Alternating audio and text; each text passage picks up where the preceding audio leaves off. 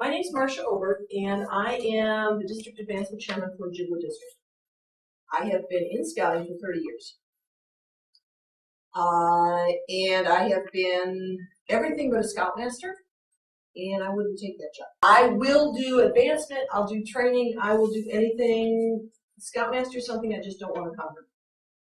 So we're going to talk about Eagle projects today. LifeToEagle. What is involved in finding a boy project? What is the process that he needs to walk through, he needs to go through to get that project approved, both by the troop committee and by the district committee? And then what happens? Planning the project. The boy plans the project. You, as troops, you may have lists of places the boys can contact for project ideas. The boy makes that choice. He makes the choice with what he likes to do, something he feels he's good at, or something that he would like to learn about. You know, most of the boys are building something. It seems to be the project is to build something. Usually it's benches or picnic tables. And it's nice when the boys do that, but there are so many other projects out there that the boys can do. So, who's going to benefit from it? It has to be some place that normally wouldn't have enough money to do it, doesn't have a staff that can do that project. He can do things with Park and Rec. He can do things at his school. We've had boys that have done gardens that, yes, groundskeepers could probably put it in, but the money might not be there for the man hours that are involved. And for the boys to do this, it actually is helping them. They can do it for their church. We've had boys do signs for cemeteries. We've had them do benches and pathways in cemeteries.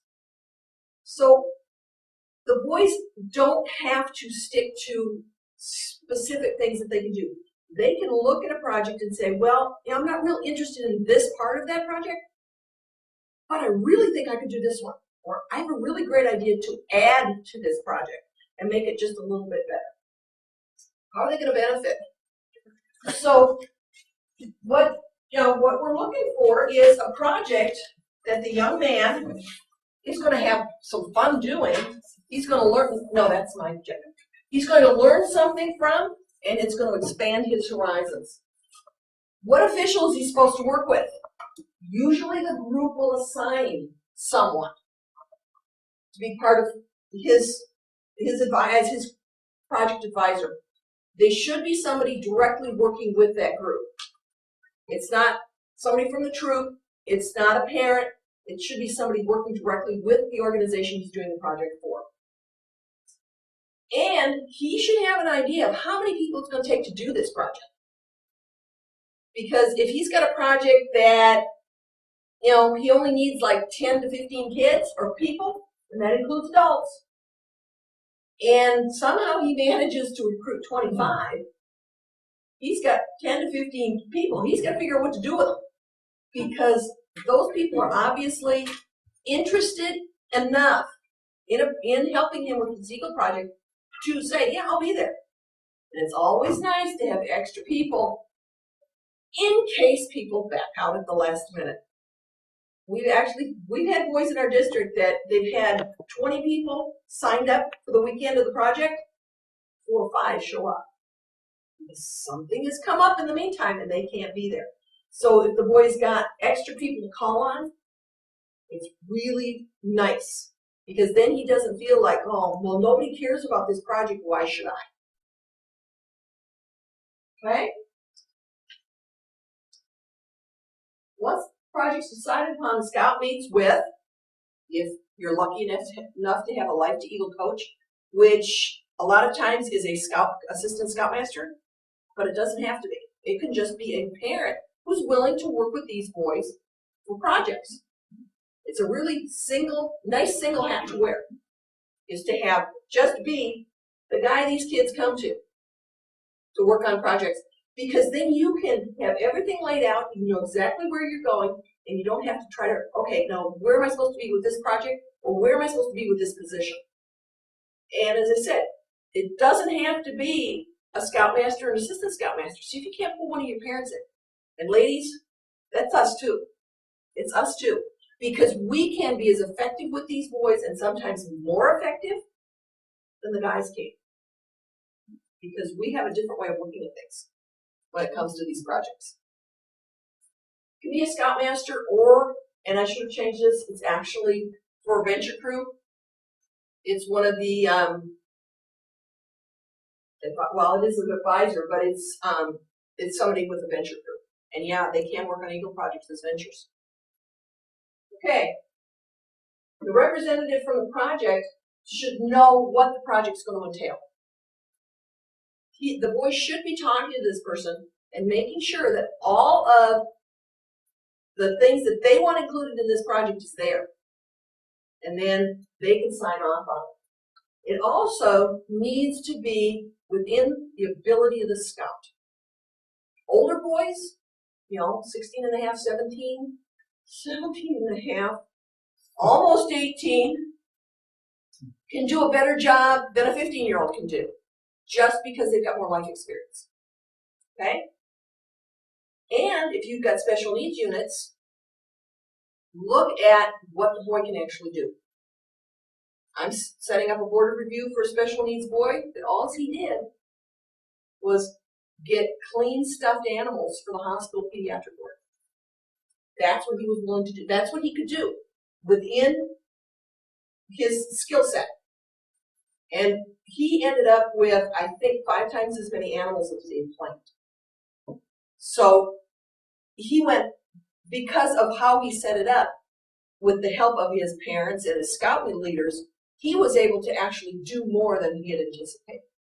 And think about having that for a boy with special needs. What a boost that'll give him.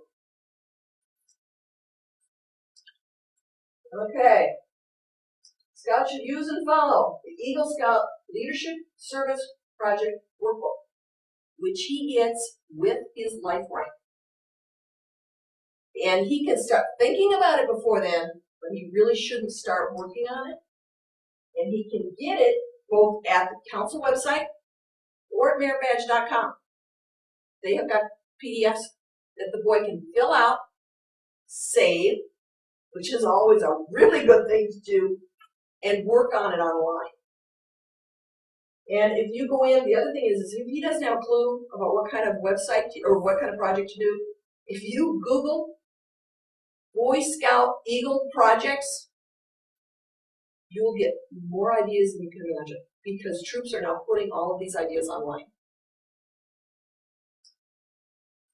His hours, planning the project, to record all of his hours from the time he makes a decision, or actually since he starts thinking about his project and makes a semi-decision, while he may have 2 or 3 things and he wants to explore them, he starts recording his hours using a spreadsheet, even just a spiral notebook. But every phone call, every meeting, every person he talks to, and if he doesn't drive, every minute his parents spend behind the wheel, or who's ever driving him around, counts towards his hours. Okay? Every meeting, every scout meeting, everything he does that has anything to do with his project is included in his hours. Project should test his ability and his age. They shouldn't be routine, and they shouldn't be done something that someone has done before that the boy doesn't have to do planning for. I just had a mom call me and ask me. She has got 2 boys that are her 2 sons are working on projects. And she says, okay, they are talking about doing this project here. And I said, what do you mean they are talking about doing this project? She says, well, it's actually a project, an area that they can both do separate projects because the area is big enough. I said, as long as they both do a write-up and are both doing separate projects, that's fine. I said, but I would suggest they don't do it the same weekend. And she was okay with that. So just remember, the boy has to do the planning. They can get help with the planning, but they need to do the planning on it. Parents can steer, parents don't drive. The boys should not just be providing the labor. We had one we turned down because the only thing the boy was doing was unloading benches for the new stadium. That's all he was going to do. At least that's what he told us when he came to get his project okay. 3 weeks later, I found out, no, that's not all he was doing. He was actually coordinating putting the bleachers together. He didn't tell us that. We turned the project down because it wasn't enough of a project. Anybody can unload a truck, but what are you going to do after that? He didn't know. He was not prepared to talk to the committee. And that's another point we have to talk about too. If it's small enough to be a patrol project, it's not Eagle Scout worthy. Okay, it's got to be a project that stretches the boy. It's not something they just walk in and do all the time. Okay, a lot of people have got where they do cleanup on the street, like in the spring, or they've got an area of the road that they take care of. That's a true project. That's a service project. That's not an Eagle project. Okay? So, for the district project review, the scout must have approvals from the group he's working with, and they need to date it. The scoutmaster, usually it's the scoutmaster that has to sign it, unless there is a designated adult leader. Okay? At this point, the project plan should be complete. The boy should not have to do one more thing once he starts getting signatures, except the project itself. A unit committee member, if you look at that front page of the signature page, it does not say the committee chair. It says a committee member. Now, you will notice that each one of these has got a date. They have to be in order. They can all be the same day, but this one cannot be in front of this one. This one has to be last because we check. There is a formula, and in the packet the boys now get, there is a checklist. If they follow that checklist from 1 to 20, they will not make a mistake. But if they skip around and say, well, I can do this one, and this one, say they can do 1, 5, and 7, well, I'm sorry, 2, 3, and 4 have to become 4, 5. It's the way we set it up on the Advancement Committee for the council. This is a foolproof way for the boys to do the project with the least amount of stress. Okay? Now he's set for the review appointment with the District Advancement Committee. Okay. For the unit, and I need to fix that. The scout provides project documentation. He should have everything he needs in that project when he presents it to the table. Pictures of what it looks like before the project begins. It's always a nice thing to know. What does this area look like? Okay? Diagrams and prints that are needed for the project. If he's putting together tables, what are the measurements? What's he going to need? Is he buying prefab tables? Or is he cutting the wood himself? Or is he having someone cut the wood under his supervision? Okay? Materials list and the cost of all materials. That is crucial. The cost, whether he's getting it donated or not, we need to know how much it's going to cost. What would the project total be if the group had to go out and buy it themselves? Okay? If it's being donated, give us the cost of what it would cost, but then say donated. Or how much of it is donated. Equipment and tools needed. What's he going to be using? Power tools. Okay. Does he know what the rules are for power tools? And we ask. At least I know Jim will do it. And I'm thinking Mushkadani does the same thing. Okay? Personnel. Who's going to be there? How many adults are going to be there to help supervise those boys that get out of hand? How is the boy going to deal with those adults? That's something we ask when they bring it in. And the safety requirements to be followed. Does he have a first aid kit? Does he know where the nearest hospital is? How is he going to get there? Does he have a first aid trained person on site? Okay. Equipment list of hand and power tools needed to complete the project. Is he getting them donated by Dad? Or is he going to have to go rent them? I still want to know what it would cost to go rent them or buy them. Because the group may not own what he needs. Every hour, every dollar this boy puts into that project actually goes toward the volunteer hours for the group he's doing it for. How much money did he save them? It's the same thing we do when we do our taxes. And how many hours did we spend and how much gas did we use? How many miles have we driven? It counts. It counts. Give us an estimate. How long does he think it's going to take to complete his project? Is he going to have to do fundraising? And yes, he can do fundraising to help pay for this. If he cannot get enough money to complete the project, donate. He can do fundraising. Now, something else that we've actually gone through with the Council Advancement Committee and Lois is if the boys have got accounts with their troop, they can use some of that money for their project because they have earned it in another capacity. Project is not approved at this time and cannot be started. Just because he's gotten 3 signatures doesn't mean he can start his project.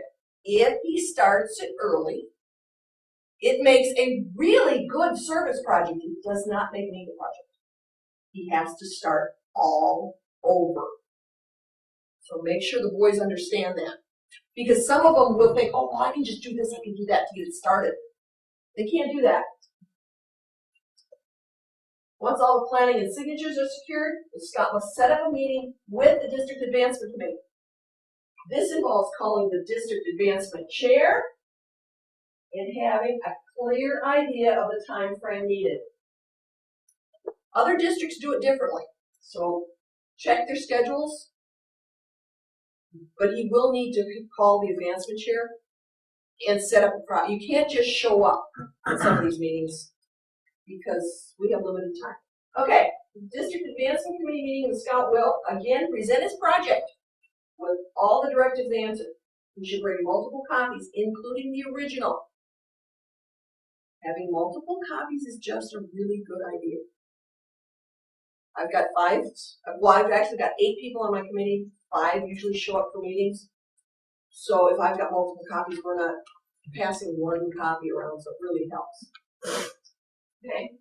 Have the project complete enough that it virtually will complete itself. Okay, this is one thing that the boys need to understand. These projects should be able to be turned over to another scout, and that scout should be able to do the project exactly as the candidate envisions it. There should be every plan, every measurement, every screw, every bolt, everything that the boy needs to do this project should be in the paperwork. And be prepared to answer questions. Why is he using that type of screw? Why is he using a bolt that length? Does he understand about arsenic in the wood that's weatherproofed? Is he sure it doesn't have any?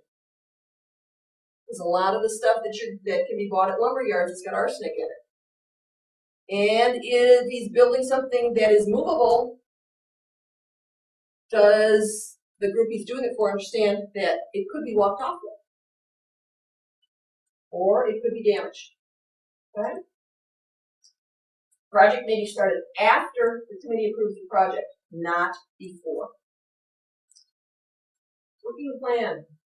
Scout must show leadership, manage the project, involve others and motivate them, solve problems and issues. I have not had a project yet that does not have some kind of a problem or some kind of an issue when the boy starts it.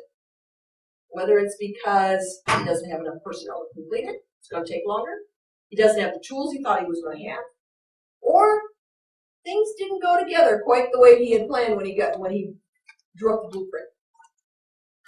Okay? And for that, for planning, if you have resources for boys to do CAD program, doing any kind of drawing, he can use those people. He can use programs. Most of the schools now are training the kids to use CAD programs in their life and in shop.